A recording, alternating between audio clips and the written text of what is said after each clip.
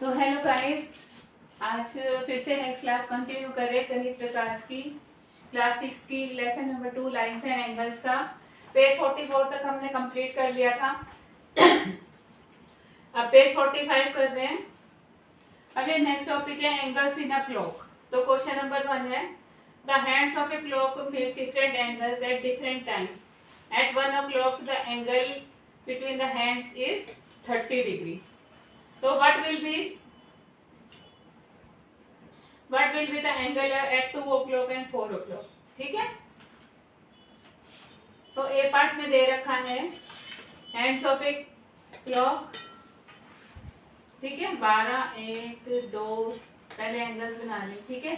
घड़ी बना लेंगे 7, 8, 9, 10 और 11, ठीक है। एंगल आपको ये दे रखा है कि एंगल जो 1 डिग्री मतलब 1 बजे जो ये ट्रायंगल बनता है 1 बजे वो 30 डिग्री का बनता है, ठीक है। और भी क्वेश्चन में ये पूछा है 2 बजे क्या एंगल बनेगा और 4 बजे क्या एंगल बनेगा, ठीक है। 4 बजे भी पूछा है। तो हम कैसे करेंगे, ठीक है। अच्छा, इसमें ये पूछा है एंगल जो 2 बजे एंगल बनता है 30 डिग्री का बनता है, क्यों बनता है। इसकी एक्सप्लेनेशन ऐसी है कि ए, ठीक है, the clock dial has been divided into 12 equal parts. ये 12 इक्वल पार्ट्स में डिवाइडेड होती है, ठीक है। तो और ये सर्कल कितने डिग्री का होता है, 360 डिग्री का होता है। और इसको अगर 12 से डिवाइड कर देंगे, 12 इक्वल पार्ट से डिवाइड कर देंगे तो इसका सीधा सीधा एंगल 30 डिग्री आ गया, है ना। और क्वेश्चन बी में क्या पूछा है, 4 बजे और 2 बजे और 4 बजे 2 PM और 4 PM, ठीक है, क्या एंगल बनेगा।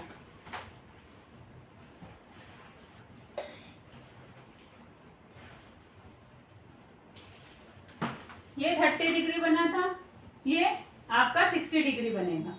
जब इक्वल पार्ट्स में डिवाइडेड है तो अगर 1 बजे 1 PM पे 30 डिग्री का एंगल बन रहा है तो 2 PM पे कितना बनेगा, 60 डिग्री। 3 PM पे कितना बनेगा, 90 डिग्री। 30 डिग्री आप बढ़ाते जाएंगे। और 4 बजे क्या बनेगा, 120 डिग्री। सिंपल क्वेश्चन था, कोई दिक्कत नहीं है, कोई टेंशन नहीं इसे बनाने में, करने में कोई दिक्कत नहीं है। ये 30 फिर 30 फिर 30 फिर 30, ठीक है। 4 एंगल बनेंगे, चारों 30 30 के, 30 और 30 को सब प्लस को कर देंगे, 3 चौक 12। तो 4 बजे क्या एंगल बन गया, 120। 2 बजे क्या एंगल बन गया, 60 डिग्री। और 1 PM पे क्या बना था, 30 डिग्री, ठीक है। आसान है ना ये क्वेश्चन। चलो नेक्स्ट क्वेश्चन पे चलते हैं।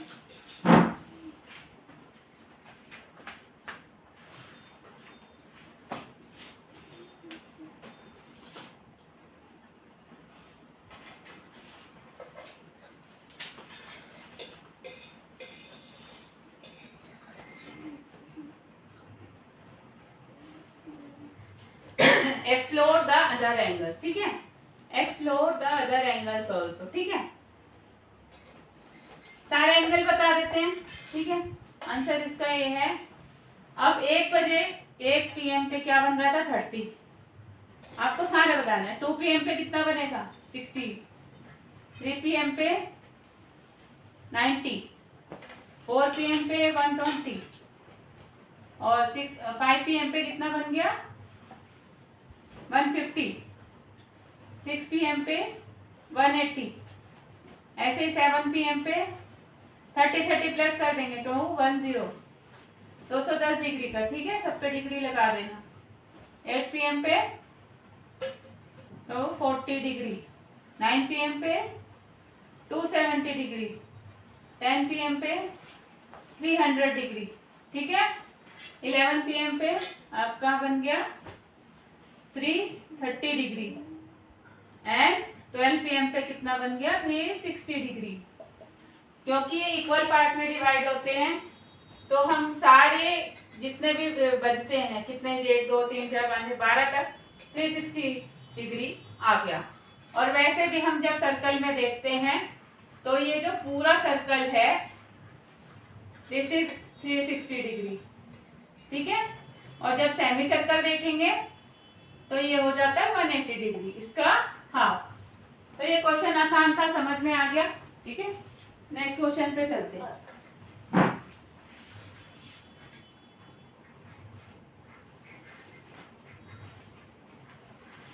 क्वेश्चन 2 है, एक आपको फिगर दे रखी है। The angle of a door, is it possible to express the amount of by which a door is open using an angle, what will be the vertex of the angle and what will be the arms of angle, ठीक है। एक ऐसे एक figure दे रखी है आपको, ठीक है। ये एक डोर है, इधर से निकला हुआ है, और एक ऐसे एक कुछ है, यहाँ पे एक बच्चा बैठा हुआ है, ठीक है। तो इसका आंसर ऐसे लिखा जाएगा, यस। इसमें क्वेश्चन पूछा है कि क्या ये डोर का एक एंगल है, ठीक है। क्या what will be the vertex of the angle, vertex क्या होगा एंगल का, और what will be the arms of the angle. Arms हो गई ये, ठीक है, ये आर्म्स हो गई। और is it possible to express the amount by which a door is open और क्लोज, कितना खुला है और कितना बंद है, क्या इसको हम एक्सप्रेस कर सकते हैं। तो आंसर एक्सप्लेनेशन में देना होगा, yes it is possible to express the amount by which a door is open using an angle, ठीक है। कितना खुला हुआ है एक एंगल से हम पता लगा सकते हैं, यहाँ भी रख सकते हैं डी को, इधर भी रख सकते हैं, उससे हम पता लगा लेंगे कि क्या एंगल है, ठीक है। द वर्टेक्स ऑफ एंगल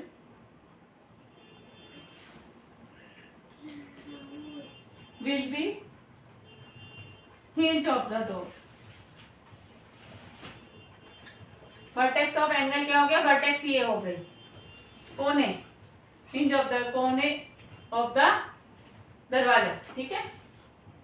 और and arms will be wall and door itself. Arms क्या हो गए,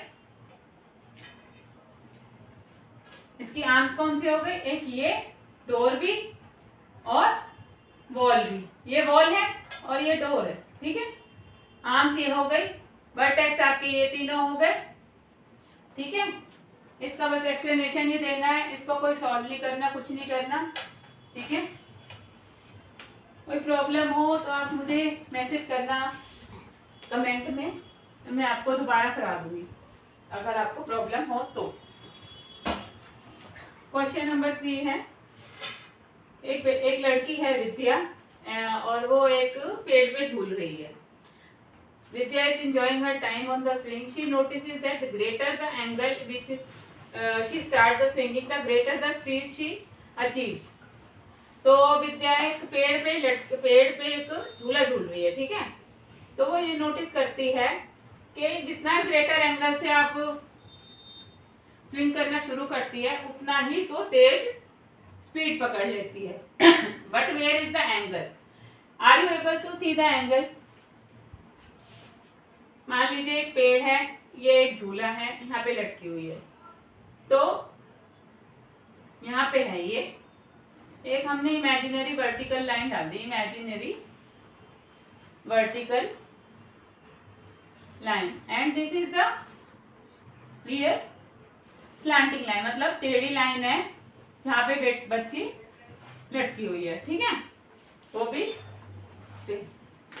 तो इसका answer will be explanative like answer number 3, Vidya's original position, ठीक है। ओरिजिनल पोजीशन क्या है, is along the vertical line, जैसा कि आपको फिगर में दे रखा है। वर्टिकल लाइन के along है. When she starts swinging the rope, she starts swinging the rope. जैसे ही वो अपने झूले को हिलाने लगती है, ठीक है, of the swing.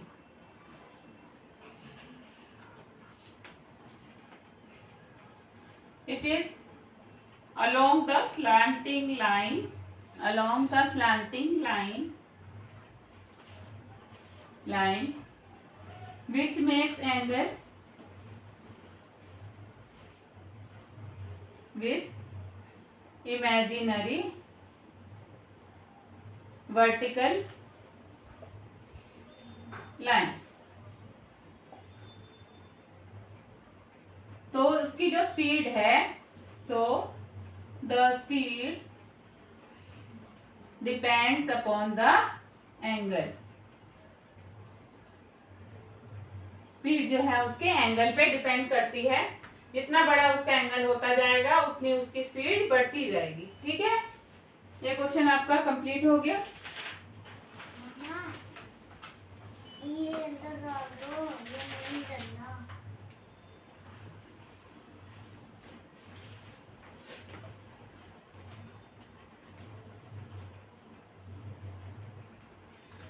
Next question is question number 4. Here is a toy. Here is a toy with slanting slabs. एक टॉय है जिसके ऊपर स्लैब्स रखी हुई है, वो टेढ़ी मेढ़ी रखी हुई है. Attach to its sides, sides के साथ अटैच की हुई. द ग्रेटर द एंगल्स और slope of the slabs the faster the ball roll. जितना भी तेज एंगल होगा, जितना भी बड़ा एंगल होगा स्लोप का, स्लैब्स का, उतनी फास्ट वो बॉल्स रोल करेंगी. ठीक है. Can the angles be use to describe the slopes of the slab. Slope का मतलब होता है बट ऐसे, दिस इज द स्लोप. ठीक है. What are the arms of each angle and which arm is visible and which is not? आपको कुछ इस टाइप की फिगर दे रखी है. ठीक है.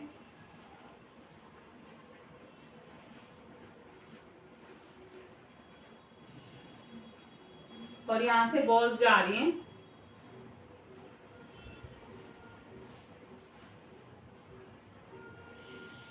ऐसे जा रही हैं.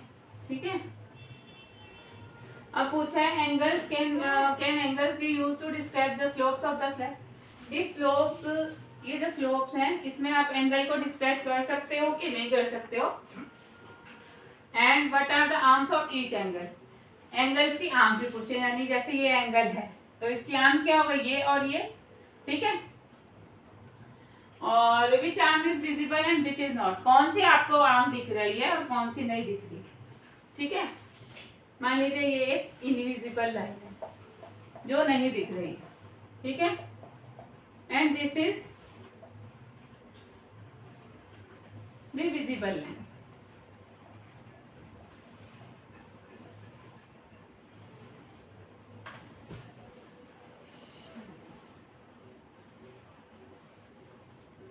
दोबारा बनाते हैं इस फिगर को.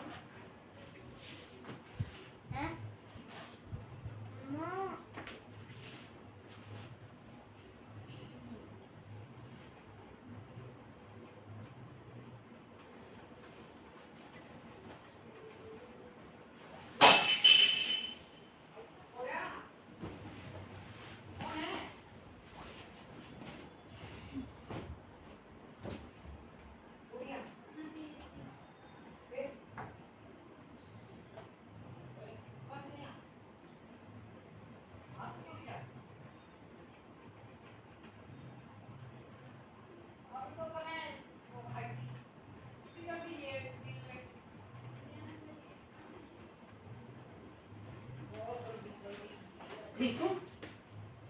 And this is an invisible line and these are visible. ठीक है.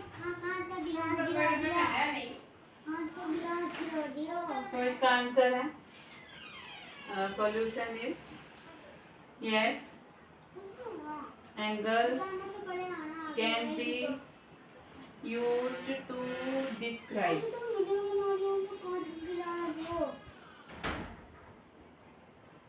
slopes of slabs.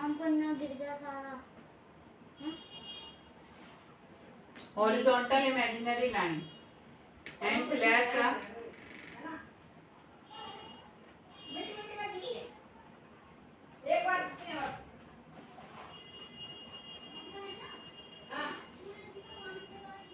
and slab are arms of each angle. ठीक है, here slab arm is visible. ठीक है, स्लैब की आर्म विजिबल है ये.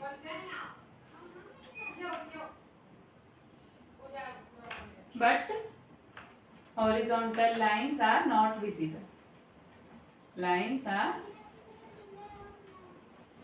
not visible.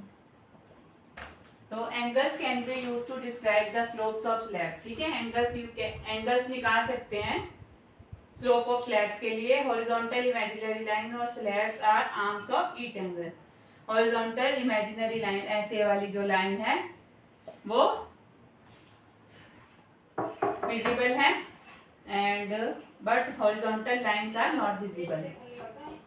ठीक है, नेक्स्ट क्वेश्चन.